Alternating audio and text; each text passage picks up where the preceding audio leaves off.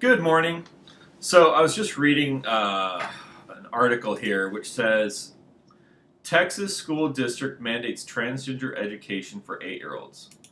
So I really want to help people who who who want to put an end to this kind of nonsense. So the thing you have to understand is that when you send your kid to a public school, you think you're sending your kid to a government school, and Republicans and conservatives all over the media have been telling us that these are public schools and that it's the government schools and that the government's no good because the government doesn't know how to run anything, and that's all lies. And it's not that they were lying because they're bad. I think they just didn't know. They're just being very foolish because they didn't.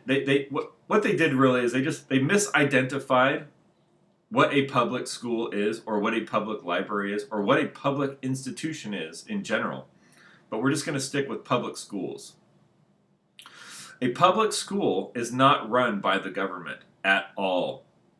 A public school is a private school that gets public funding. That is what it is. A public school is a private school run by a private association, a private 501c3 association that gets public funding. If you want to be a teacher in a public school, you have to join a private association, which is a 501c3, and you have to manage you have to manage according to their bylaws. If you want to be part of this quote public school, you have to join this group called a private association, a teachers union. The teachers union is a private 501c3 organization with a political agenda. It is an activist organization. It is a political activist organization. It is a gay activist organization. It is a racial equity activist organization. It is a progressive activist organization. That is what it is. So when you think you see a sign that says public school, that means it's a school. That means it's on public owned land, and it's funded with public money, but it's run by a private association. Totally private. Totally private. They're the ones that run the school. They're the ones that determine what your kid's going to learn. It's a private activist organization. They then use the money they're getting to get politicians to give them more money, to implement their policies, to give them more money, to implement their policies. And it's just a circular situation where they get more money from the government, which then they put their guys in place. But it's a private group. When you trace it all back and you say, why can't we fix this? It's because it's a private group. Just the same reason why they say that Facebook can ban anybody it wants off Facebook. It's a private organization. Well, the public schools are a private school. It's a private association. They can teach your kid anything they want. It doesn't matter if you like it or not. It's a private institution. It is not a public run school. There's no government officials running the school. Anywhere in the school, you will not find a government official. Not one.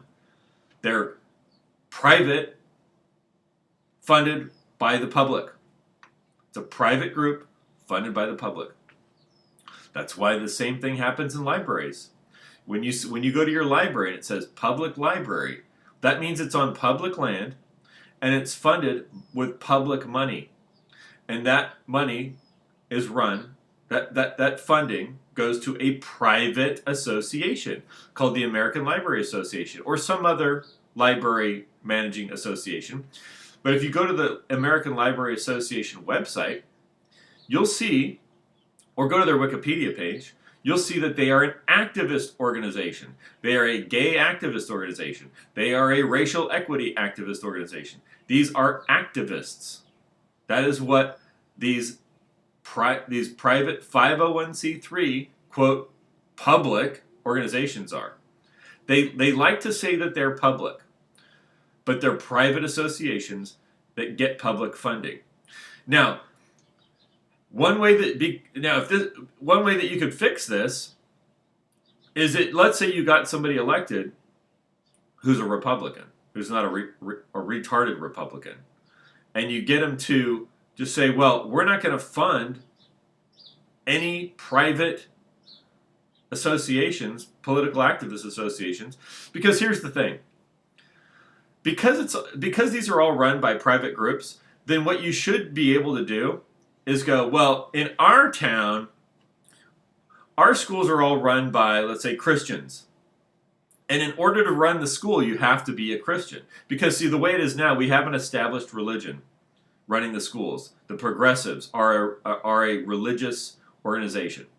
It's a religious political organization. They have a dogma. They have a political agenda. For them, it's a religion. Diversity is their religion. So you could say, and also the practice of sexual deviancy is part of their religious belief. It's an established religion, and it's enforced by the Congress, because when you start a 501c3, you agree to implement all of the diversity policy in your organization. Your organization has to conform to the policies of diversity. It's part of the agreement of having a corporation, that you have to follow these established rules, which have been it's a religion established by the Congress. And yeah, that's what it is. It's an established religion. No one's going to change it, but we have an established religion. So, but now let's say you live in Alabama, and you say, well, in our schools you have to join a union, which is a Christian organization, which implements Christian principles, and in order to join the school, this is the union we use. You could do that theoretically. Would they let you? No, because it's not you're not promoting their cult. You're not promoting their religion of gay activism, racial equity activism. That's their religion. The religion of the Frankfurt School. So, but theoretically, you should be able to set up a union and say you have to be Christian to run the schools, and then that would be the union, and then all the public money would go to that. It's the same thing they're doing, but see, the power structure doesn't support that. They support this other thing. So all the stars are aligned to go with that, because that's the thing that, if you trace it all back, all these progressive unions, and then who supports them, and it all goes back to the same people managing the bond market. But I don't want to go into that. So anyway, if you want to do something about it, what I would suggest is you don't allow private associations to get tax money. You say no, or you use a different one. So like, let's say you have a public school, and they say, well, you have to join this teachers union, and go, well, where we live, you have to join this other union, which is not you. And this is the only way you can run the school, is to be in this other union. So then you have all these competing unions for the money. Right now, there's no competing union. It's all organized by this private group. They control all these, and people think they're the government. And for years, you've got all these guys on the radio saying, the government's too big, and the government controls the schools, and the government's doing this, and then you look and you find out these are all 501c3 private associations with private agendas. So there's no government doing this. In fact, the money that you're getting, that they're spending, isn't even the government's money. It's a private Federal Reserve. So this whole thing about the government's too big, we got to reduce the size of the government. What government? Well, if you want to reduce something, reduce the money spent on political activist organizations. That would be smart. Okay, I hope you understand, because this is how it works. This is how we're getting screwed. Okay, bye.